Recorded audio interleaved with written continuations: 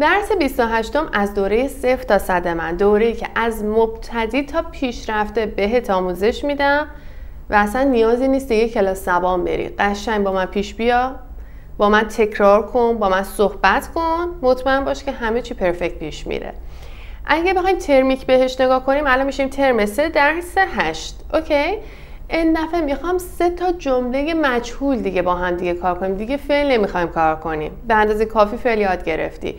فقط میخوام ساختاراشو نگاه کنی. اصلا هم نمیخوام وارد داستانش بشیم، خودتو اذیت بکنی. نه فقط نگاه کن. کتاب خونده شد. The book was read. The book was read. read. حالت سومش. کیک خورده شد. The cake was eaten. The cake was eaten. ate, eaten یا eaten. اوکی؟ پس کیک خورده شد. حالا ماشین تعمیر شد. ماشین the car was رو میبینی برای همش گذاشتیم. تعمیر شد به خاطر اینکه گذشته است. حالت سوم تعمیر شدن repaired. The car was repaired. به همین راحتی. حالا بریم سر مکالمه. قبلش منو به دوستات معرفی کن، لایک کن، شروع کنیم.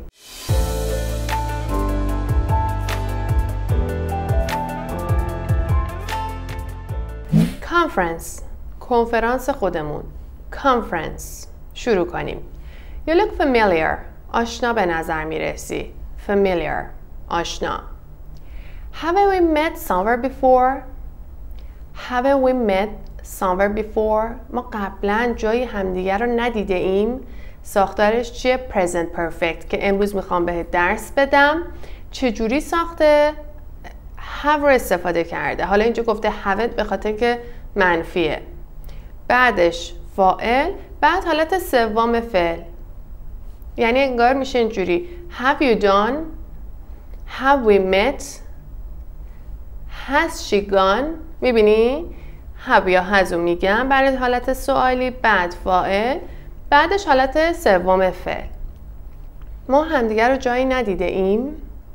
I don't think so. فکر نکنم. خیلی جواب خوشگلیه.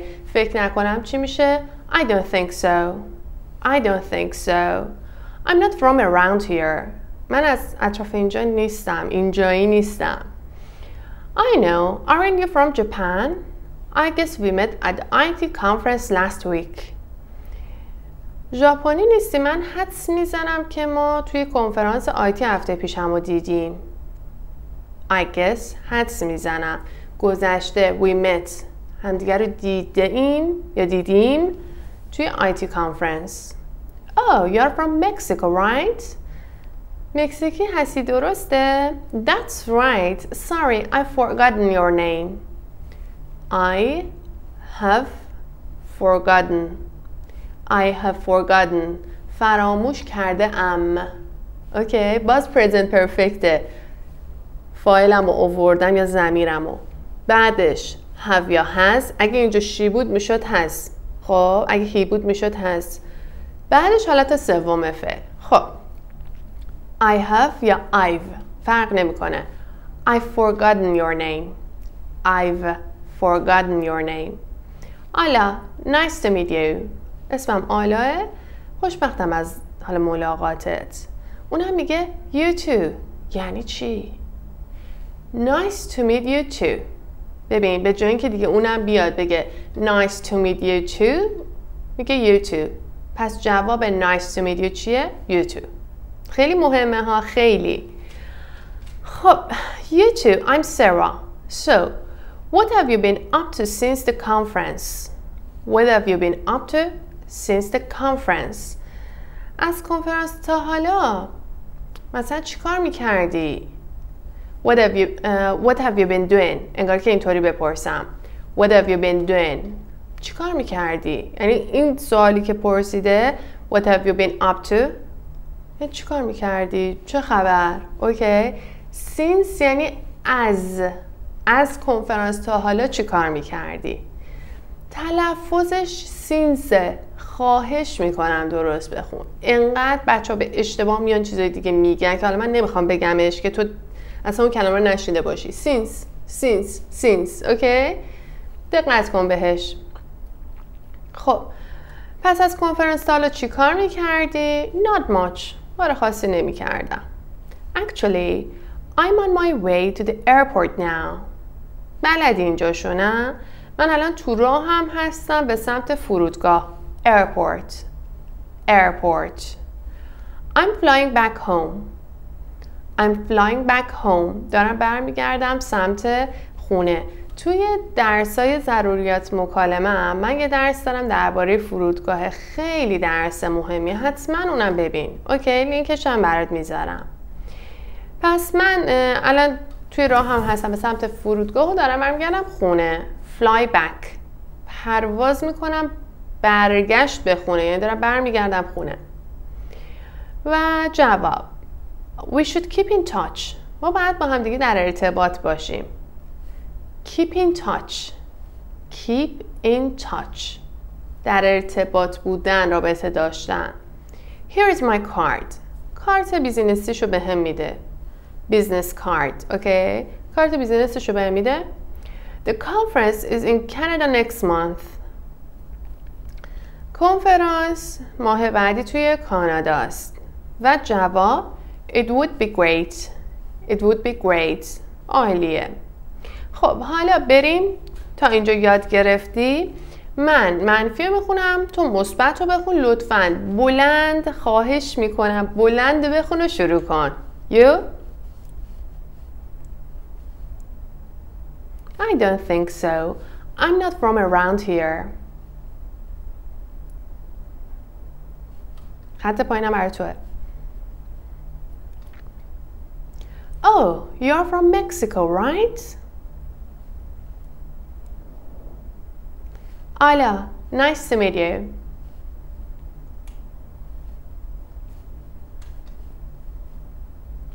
Not much. Actually, I'm on my way to the airport now. I'm flying back home.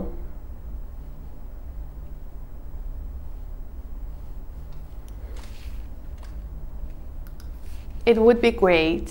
خب مرسی ازت. حالا بریم با هم دیگه چیکار کنیم؟ گرامر خیلی مهم یاد بگیریم. Present perfect واسه وقتی استفاده میشه که عمل مهمه برای من، زمان اونقدر مهم نیست. مثلا من امروز ساعت 10 صبحونه خوردم. دارم میگم ساعت 10، ساعت 10 و نیم. فرق نمیکنه، ساعتشو دارم میگم. خب این پس زمان توش مهمه. یه جا هست میگم من کتابای زیادی خوندم، سفر رفتم، چه میدونم، آره اونو ملاقات کردم. زمان تو اینا مهم نیست. میبینی؟ دارم تجربه هامو میگم. چیکار کردم چیکار نکردم زمانم مهم نیست. ولی یه جا هست دارم میگم آقا من ساعت 8 کلاس داشتم. ساعت 8 تاکید دارم میذارم رو ساعت. دیروز کلاس داشتم. دیروز. یه جا که زمان مهم نیست، رأس ساعت حالا کی بوده چی بوده، ما از present perfect معمولا استفاده میکنیم که عمل توش مهمه. چی کار کردی چی کار نکردی. اوکی؟ حالا روی قسمت 1 میبینی ساختارشو. We've met them. We've met them بوده. We have met them. ما اونا رو ملاقات کرده ایم. مهمه که نه دارم تجربه هم میگم آقا دیدمشون، ملاقاتشون کردم. مثلا من اندیو دیدم، مثلا من چه میدونم ریحانه رو دیدم، من داشتم مثلا میرفتم بیرون ریحانه رو دیدم. این تجربه رو دارم. اوکی حالا دیروز رأس ساعت 2 بوده، نه دیدم کلا، حالا اندی رو یه زمانی دیدم. اوکی خب حالا رو قسمت بعدی که اسلش زدم حالت بازطورش رو نوشتم. We have met them. We have met them. دیدمشون. برای همه ضمایر همینه. I, you, they, we. I have done. قسمت سوم فعل. I have gone. من رفته ام. I have met. I have eaten. خب هر چیزی مثلا you have written. شما نوشتین، تو نوشتی. You have written یا written. خب اما اگه حالت 2 باشه که شی و هی و ایته، به جای have از has استفاده میکنیم. She's called him. She's called him. بوده she has called him. پس she یا he یا it has قسمت سوم فعل. اونا یه کاری انجام دادن. حالا مهم نیست که این تجربه رو دارن. اوکی زنگ زده بهش دیگه. این تجربه رو داره. آقا بالاخره مثلا چه میدونم من یه بار به رئیس جمهور زنگ زدم. این تجربه رو دارم. مهمه که دیروز پیروز سال پیش نه. خب تا اینجا داشته باش. البته زمان یه جاهای توش با یه شاخصه‌ای میاریم مثل since مثل for مثلا برای چند سال از مثلا سال فلان. فعلا قاطی نکنش ولی بدون یه سری شاخص‌ها خودشون دارن که جلوتر کار میکنیم با هم دیگه. حالا سوالیشون دقیقاً جای have و has میاد اول. نگاه کن. Have you met them? No I haven't. Yes I have. No I haven't. حالا اینو من اول گفتم به خاطر اینکه خیلی مهمه. بچه‌ها به اشتباه میان جمله میسازن. مثلا من بهش میگم بگو که البته تو لول‌های بالا هم خیلی رایجه، یعنی فکر نکن اصلا فقط لول‌های پایینه.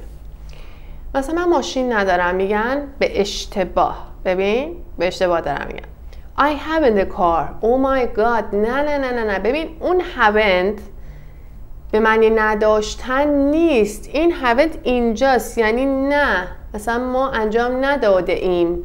We haven't جواب کوتاست.